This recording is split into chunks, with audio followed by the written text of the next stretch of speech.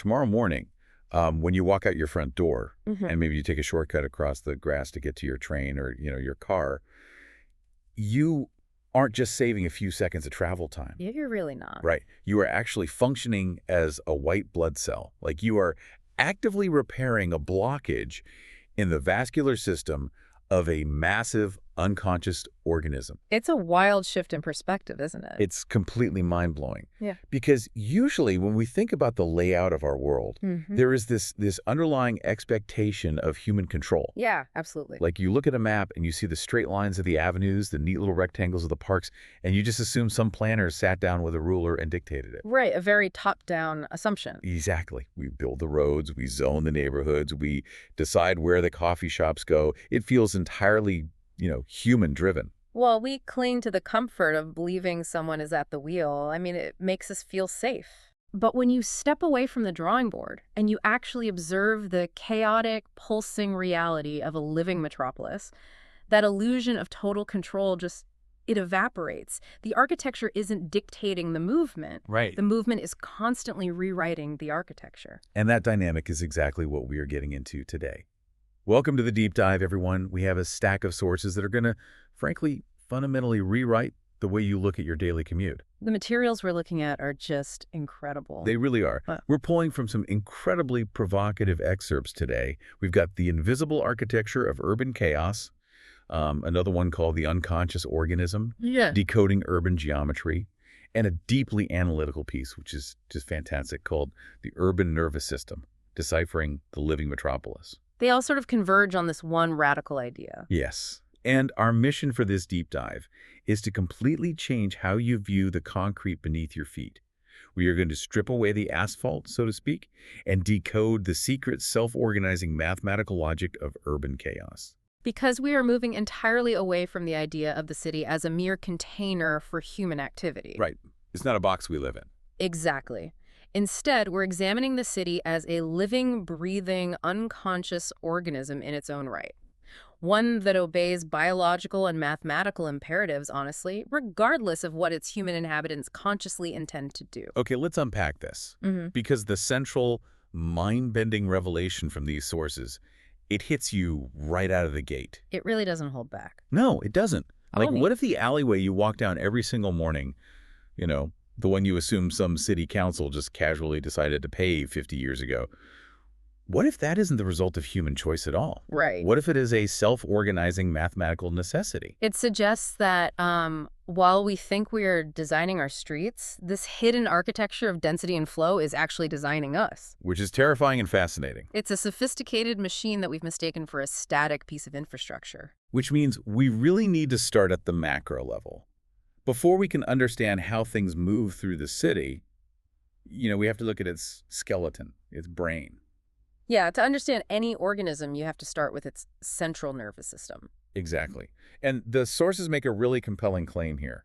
They say that street patterns from the hyper-organized, rigid grid of Manhattan to the sprawling, seemingly chaotic complexity of Tokyo, they are not random designs. Not at all. They function mechanically like a central nervous system. Because in a biological nervous system, the architecture is dictated entirely by the need to transmit signals and resources, as efficiently as possible across a growing mass. Like a brain making neural pathways. Exactly. The city does the exact same thing. Whether it's a rigid grid or an organic sprawl, the underlying geometry is attempting to solve a singular mathematical problem. Which is? How do you connect the maximum number of nodes, meaning people, businesses, resources, with the minimum amount of physical friction?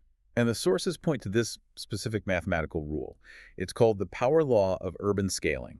Right, the 15% rule. Yeah. I was reading the breakdown of the math here, and it states that whenever you double a city's size, you don't just double its output.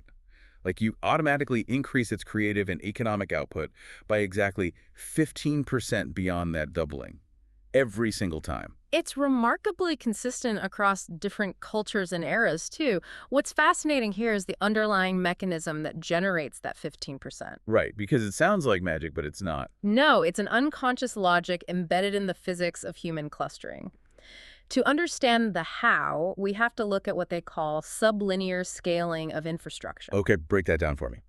So if a town of 10,000 people needs one gas station, Right. a town of 20,000 doesn't necessarily need two. Oh, interesting. It might only need 1.5, so to speak, because the efficiency of the network improves. You don't need to duplicate everything perfectly. I see. This applies to electrical cables, water pipes, roads, everything. As the city doubles, the infrastructure required to sustain it only increases by about 85%. So the city is constantly generating a surplus of resources just by getting bigger. Precisely. You are spending less capital and energy per capita on basic survival infrastructure. Right. So that saved energy is reallocated into socioeconomic networks. The physical distance between human minds literally shrinks. Because everyone is packed closer together. Exactly. The network of connections doesn't just grow linearly, it grows exponentially. The city's nervous system becomes denser. And the synaptic firing, the interactions between citizens, that becomes faster. Yes. And that yields a mathematically predictable spike in innovation, patents, and wealth. That 15%. The city grows smarter simply by growing closer. I'm struggling to square this 15% rule with reality, though. Like, if growth automatically equals a guaranteed surplus of wealth and innovation, there should be no limit. You'd think so, right? Yeah. A city should just consume an entire continent to maximize the math. Where does the equation break down? Why isn't all of North America just one giant, continuous superbrain? Because friction scales too. That is the crucial tension the organism faces. Friction meaning what? Physical distance? Physical distance, traffic, resource distribution. The math only works if the circulatory system can handle the density. Historically, human planners tried to manage this massive growth with rigid, top-down colonial grids. Right, like putting a literal square over the map. Think of the 1811 Commissioner's Plan for Manhattan. Oh, I was just reading about that in the sources. They laid a massive, completely inflexible grid of right angles over this hilly, organically shaped island. Just bulldoze the topography. Basically, they tried to force the organism into a predefined box, but an organism pushing against a rigid shell will eventually crack it. Wow. The grid can only handle so much density before the physical friction, traffic congestion, overwhelmed transit systems, collapsing plumbing, before all of that overtakes the 15% benefit. So the metabolism crashes under its own weight. Exactly. The system suffocates. So the traditional top-down grid is essentially a straitjacket. Like, it works when the city is small, but as that scaling law takes over, the straitjacket chokes the patient. That's a perfect way to put it. The sources describe real cities not as these rigid structures you build out of Legos, but more like and this is gross, but accurate, more like a slime mold. Yes, the Phaserum polycephalum analogy. It's brilliant. A slime mold grows, it extends its tendrils out to feel its environment, and it calculates organically. It expands where there are nutrients and pulls back where there is a physical barrier. It's optimizing its network without a central brain. And that biological model is exactly what has driven the evolution of urban planning into the digital twin models heavily utilized now in 2026. Right, because we finally figured out we can't just force the grid. Urban planners recognized that they couldn't be the dictators of the grid anymore. The straitjacket was killing the cities. So what is a digital twin exactly, for those who might not know? A digital twin is a real-time, hyper-detailed virtual simulation of the city. It constantly ingests massive, massive data sets. Like what kind of data? LiDAR scans of traffic patterns, the thermodynamic output of buildings, subterranean water pressure, pedestrian footfall, everything. So the digital twin is the organism essentially becoming aware of its own nervous system. It is. It's self-awareness on an infrastructural level. Instead of laying down a rigid colonial grid and forcing the city to obey it, modern planners run millions of Monte Carlo simulations within the digital twin. Just playing out every possible scenario. Yes, to watch how the slime mold naturally wants to grow. Oh, that's wild. If the algorithm shows that a new commercial hub will organically shift pedestrian gravity, say, 50 blocks south. Planners can see that coming. Right. They adapt the physical infrastructure in the real world to support that anticipated shift before it even happens. So it is a transition from dictating the city's shape to facilitating its natural mathematical evolution. Precisely. You stop fighting the organism and start feeding it. But a nervous system and a skeletal grid alone don't make a living organism. Like a brain in a jar isn't alive in the way we're talking about. No, it needs a way to circulate resources. It needs a circulatory system. It needs a metabolism to survive. And that requires us to look at how the static grid handles the chaotic, pulsing movement of the things living inside it. how the city actually breathes. Because the grid is merely the potential energy. Right. The movement is the kinetic reality. The sources categorize transit lines, subways, highways, and even the narrowest pedestrian alleyways as the veins and capillaries of the urban body. Just blood vessels. Yes. They are mechanisms strictly designed to move energy, which is us, human capital, and our goods, and to flush out waste. This brings us to one of the most visible concepts in the material, and honestly one of my favorites, desire paths. Oh, desire paths are fascinating. For anyone who hasn't heard this term, a desire path is that diagonal dirt trail you see cut across a perfectly manicured rectangular lawn in a park or a college campus. We've all walked on one. Exactly. Yeah. The original human architect put down a concrete sidewalk that goes around the perimeter at a neat 90-degree angle, just because it looks good on a blueprint. It looks tidy. But human beings, in our collective unconscious drive for efficiency, we just walk straight across the grass. We ignore the concrete entirely. We physically trample the official architectural design to rewrite the functional map of the space. The architect's sidewalk is the colonial straitjacket we talked about. The desire path is the metabolism of flow in action. It is the slime mold finding the mathematically optimal route. It's water finding the path of least resistance down a mountain. Right. Like, the water doesn't care about the decorative switchbacks you built into the landscape. It's going straight down the ravine. Exactly. But here is where the sources seem to present a bit of a paradox, or at least a contradiction. How so? Well, they claim the city runs on this cold, unconscious, mathematical logic that the architecture is designing us. But then they highlight desire paths, where human whim directly overrides the architecture. Like, if we can just ignore the concrete and walk on the grass, doesn't that prove human whim defeats the math? Aren't we the ones actually in charge? It seems like that on the surface, but we have to reframe the perspective on what the desire path actually is. Okay. It is not human rebellion against the math. It is the organism's self-correcting and inefficient design, and it is using humans as the mechanism to do it. Wait, really? Yes. The people cutting across the grass aren't acting out of conscious rebellion against the city planner. They aren't saying, take that, local government. Right, they just want to get to class faster. They are acting out of an unconscious biological drive to conserve their own kinetic energy. The mathematical logic of the city requires maximum efficiency to sustain that 15% growth law. Ah, I see. So when a human planner puts a sidewalk in the wrong place, it introduces latency into the system. It slows things down. The desire path is the city's immune response to that latency. So we aren't rebels at all. We are just the white blood cells fixing a blockage in the artery.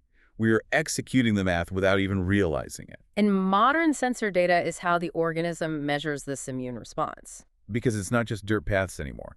No, in the past, a desire path was just a visible dirt trail on a lawn.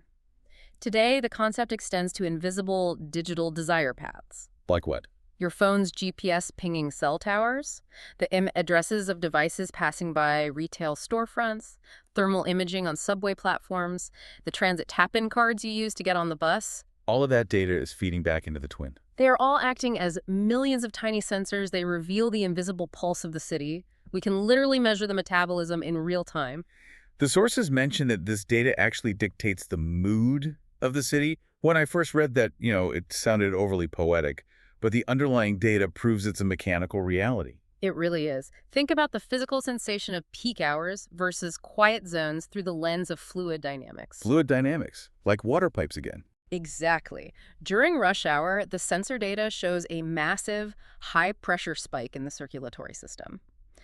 The city's mood becomes frantic and highly kinetic. You can feel it in the air. You literally can. Yeah. The architecture physically vibrates, the air quality changes, the ambient acoustic frequency spikes. It's loud, it's tense. The infrastructure has to withstand that literal blood pressure. And then, in the dead of night, the pressure drops. The streets empty out. The metabolism slows to a resting heart rate.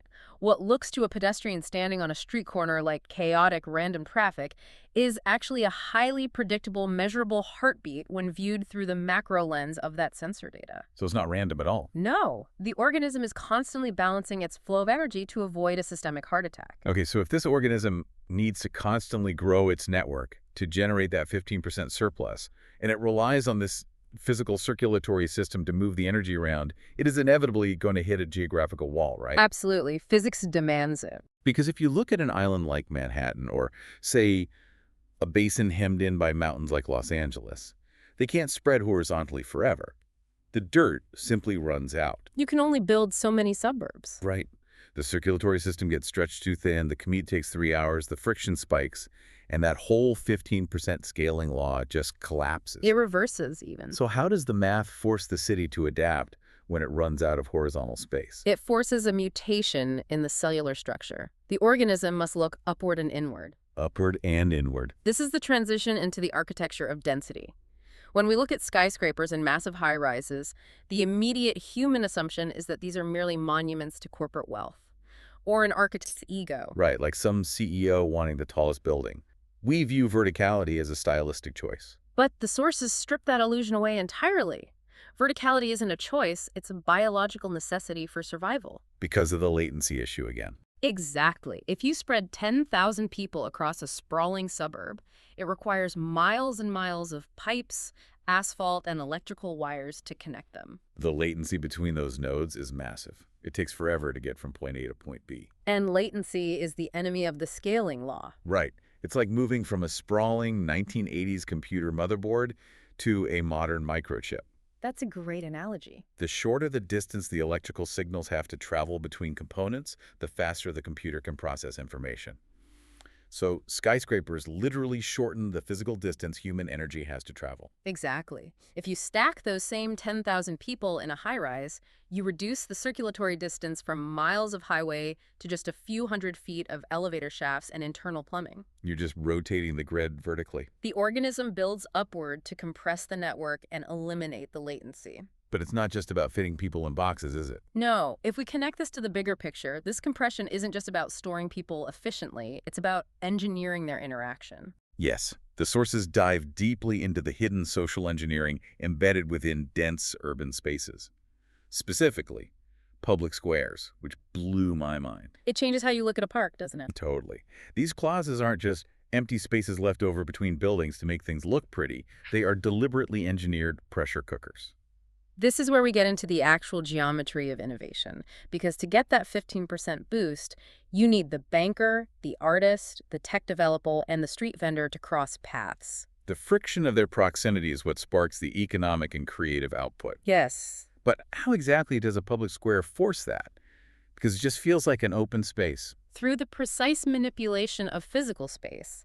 Planners utilize concepts pioneered by urbanists like William H. White, for example, analyzing exactly how people move and settle in public areas. Right. I remember reading about White's time-lapse camera studies. Yes.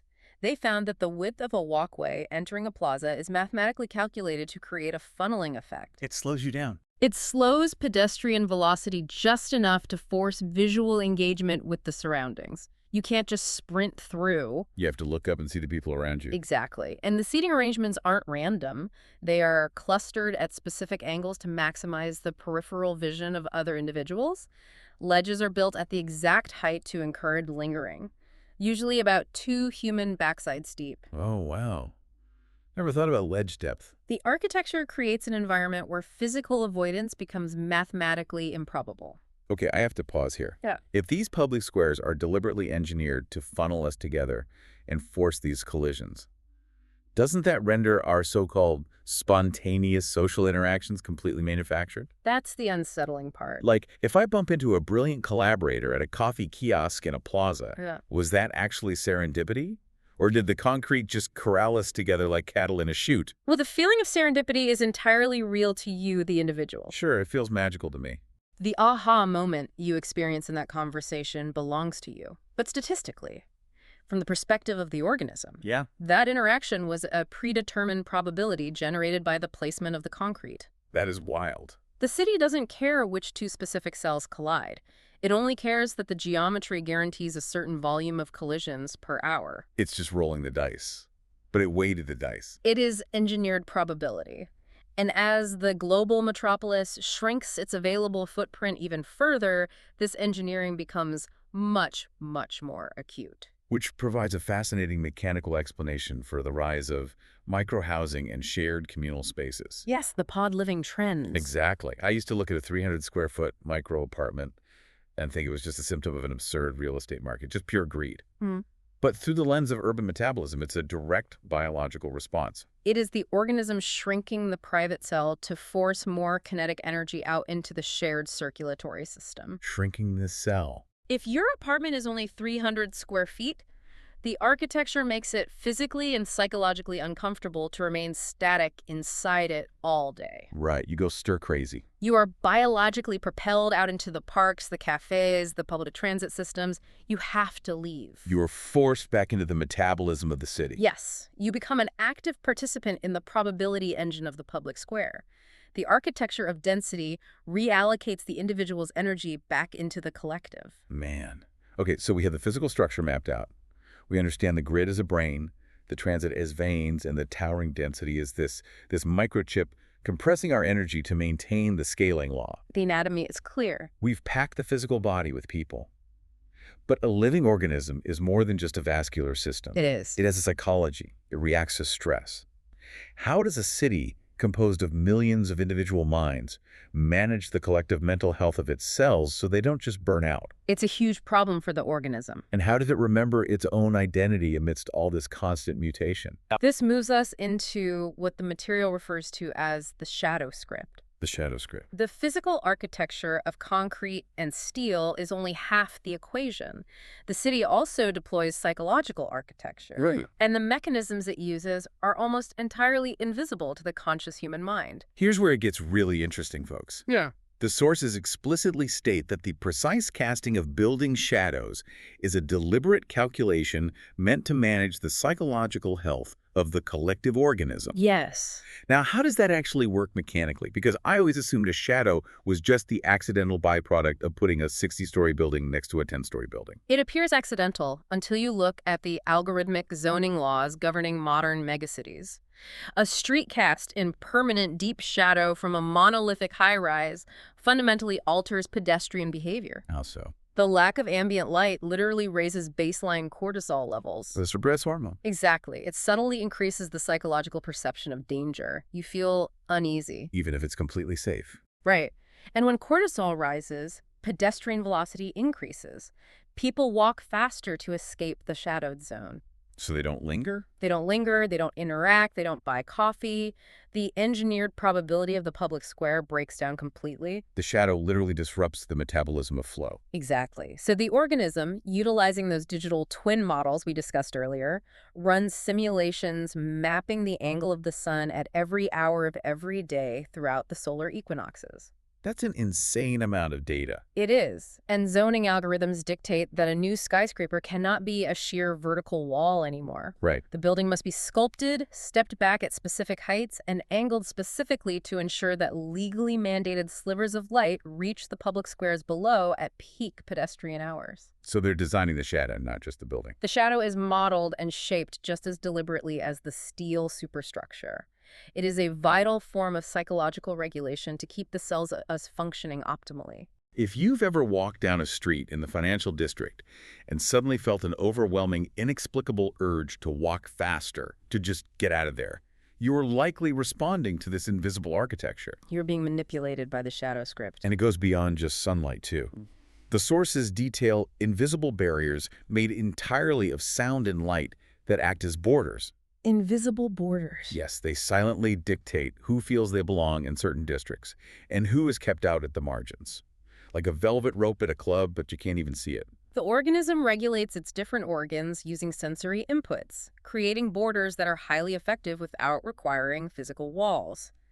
Consider the mechanics of acoustic design. Okay. The financial district you just mentioned might utilize highly porous architectural materials on its lower facades that deaden ambient street noise. Right, like special concrete or cladding. It creates a hushed, sterile acoustic environment. That lack of reverberation implicitly demands hushed, orderly behavior. You feel like you're in a library, so you act like you're in a library. Precisely. It biologically discourages loud, chaotic congregation. Wow. Conversely, some commercial zones utilize high-frequency sound emitters, often called mosquito tones. Oh, I've heard of these. These frequencies are typically only audible to younger demographics with less hearing degradation. They are deployed specifically to induce mild physiological discomfort in teenagers, preventing them from lingering near certain high-value retail entryways. It's the city enforcing its own borders through sensory manipulation. It's wild. And think about those harsh, pink fluorescent lights they sometimes install in transit underpasses or the margins of commercial districts. Yes, the pink lights. They aren't just trying to be modern or artsy. Those specific light frequencies highlight skin blemishes and acne. Which is psychologically distressing. Exactly. It psychologically repels image-conscious teenagers from congregating there. The city changes the literal light spectrum to self-sort the demographics. Harsh, clinical blue-white lighting is also deployed at the edges of districts to create a psychological perimeter. What does the blue light do? It signals to the unconscious mind, this space is under surveillance, do not linger. It mimics daylight, but in a cold, unnatural way. Right. The cells, the people, respond to these environmental stressors and self-sort accordingly, maintaining the designated function of each urban organ without a single physical gate being closed. But amidst all this strict algorithmic regulation, the precision shadows, the acoustic dampening, the force density, a city can't just be a sterile optimization machine, can it? No, it would die. Because if you optimize everything perfectly, you lose the culture. The sources point to historic ruins and repurposed industrial steel as the city's genetic memory. That's a vital component. Why is a crumbling brick wall mechanically necessary for a modern metropolis? Because if an organism mutates its cellular structure too rapidly, it suffers a systemic shock. Like transplant rejection. Exactly. A city that bulldozes every historical structure to build perfectly optimized, mathematically efficient skyscrapers will induce a form of cultural amnesia in its inhabitants. Oh, wow. The organism becomes disconnected from its own temporal anchor. So the brain is functioning at maximum efficiency, but the identity is erased. Precisely. The retention of historic architecture, deliberately repurposing an old, inefficient 19th century steel factory into a modern tech hub is not mere human nostalgia. It's not just hipsters liking exposed brick. No, it is the organism preserving its genetic memory. These structures serve as psychological anchors. They provide a continuous narrative. That timeline. Without the juxtaposition of that old brick facade against a 2026 glass tower, the psychological health of the collective deteriorates. The citizens feel untethered from time. So the old brick isn't kept because it's spatially efficient. It's kept because it stabilizes the baseline psychology of the organism. It is the DNA that makes the extreme density tolerable. We need the ghosts of the past to make the algorithmic future livable, which provides, really, the perfect transition to the final and perhaps most complex piece of our puzzle. The algorithmic future. Right. If the city is this incredibly intricate, evolving organism with a nervous system, a circulatory metabolism, a mechanism for mutation, and a genetic memory, what happens when it suddenly develops artificial intelligence? It's the singularity of urban planning. We are moving rapidly from the city's past into its imminent, self-organizing future. We are standing on the precipice of what the material terms algorithmic urbanism. Algorithmic urbanism. For the last century, we relied on top-down human governance. City councils and human planners making educated guesses based on delayed data about where to route a bus line or build a bridge. Right, they were always reacting to a traffic jam that was already happening. Algorithmic urbanism means handing the regulatory reins of the metabolism entirely over to AI. So what does this all mean for the daily reality of the city? Like we've discussed the digital twin models running simulations. This seems like a massive step beyond that. It is. This is the AI actively optimizing the infrastructure in the physical world in real time. The sources describe a profound tension here between the messy organic chaos that generates our 15% innovation spike and the sterile robotic efficiency of the early smart city initiatives from the 2020s. There is a real clash of philosophies there. It reminds me of the autocorrect function on a phone. Oh, that's a brilliant comparison. Sometimes autocorrect fixes a glaring typo perfectly and the sentence flows better, but sometimes it stubbornly fixes a perfectly good, uniquely human slang word into something completely sterile and grammatically rigid, and it just ruins the intent of the message. The early smart city initiatives of the 2020s were largely autocorrect gone wrong. How so? They viewed the city purely as a mechanical engine to be optimized for absolute frictionless efficiency. They wanted to eliminate all latency. Right, they wanted perfect math. Every traffic light timed perfectly to the millisecond, every citizen's movement tracked and optimized, every piece of waste routed seamlessly, but they fundamentally misunderstood the biological needs of the organism. Because if the AI optimizes everything for perfect, frictionless efficiency, we lose the chaos. Exactly. If there's no friction, there are no spontaneous collisions in the public square. If the commute is perfectly isolated and seamless, the banker never bumps into the artist. And that 15% surplus drops to zero. This raises an important question. Can an algorithm learn to engineer chaos? Yeah. The core tension highlighted in the sources is that absolute sterility ultimately kills the organism's vibrancy. A city with zero friction is not a living city, it's a theme park. It's Epcot. Right. Yeah. True algorithmic urbanism, the kind evolving right now in 2026, is beginning to recognize this biological imperative. Is learning to back off. The AI cannot just optimize for speed, it must optimize for serendipity. It has to deliberately leave room within the physical and digital infrastructure for the desired paths to form. It has to let us walk on the grass. It has to allow the slime mold to make its own weird, seemingly inefficient choices, because that very inefficiency is the crucible where human innovation actually happens. The AI has to realize that the human autocorrect needs the slang words to evolve the language of the city. Beautifully said. The sources challenge us to look at our own neighborhoods entirely differently after understanding this. Not as static collections of concrete and glass that we just happen to commute through, but as a living computational script that we are currently writing with our bodies. We are the ink. Every time you cut across the grass, every time you choose to linger in a sunlit public square, you are feeding kinetic data into the organism. You are an active, necessary variable in this real-time algorithmic equation. You are the metabolism. Your movements, your physiological discomforts, your interactions, they are all being ingested by the digital twin, processed by the algorithm, and written back into the physical architectural script of the city. It is a staggering perspective shift. It really is. So let's bring all of this together. Let's do it. We started with the comforting illusion of human control. The idea that a planner with a ruler was in charge of the sandbox. The top-down myth. But we've stripped that away to reveal that the street grid is actually a mathematical brain striving for a 15% scaling surplus. The transit lines and alleyways are the vascular system pumping our kinetic energy through the network. Moving the blood. We've learned that the towering density of skyscrapers is a processor chip minimizing latency to keep the organism from collapsing. We uncovered how the precise geometry of shadows and invisible acoustic borders manipulate our cortisol levels and how repurposed industrial steel preserves our cultural DNA. The shadow script. And finally, we explored how algorithmic urbanism is taking the wheel, trying to balance the sterile perfection of AI with the messy, vital chaos that keeps us human. The city really is a sophisticated, self-correcting machine disguised as a masterpiece. It reveals that we are participating in something vastly larger and more complex than our individual routines. Tomorrow, when you walk out your front door, when you head down your local alleyway or step into a crowded transit hub, I want you to look for it. Look for the invisible script you are walking through. Notice the angles. Look at the calculated angle of the shadow across your path. Look at the width of the plaza walkway funneling you near a stranger. You aren't just walking through a city, you are the electricity powering its heartbeat. And as you participate in that heartbeat, consider one final, perhaps unsettling trajectory. Oh, lay it on us. We've established that the city is an organism that relies on human movement to survive, to generate its metabolism, and to spark that mathematical innovation. Right.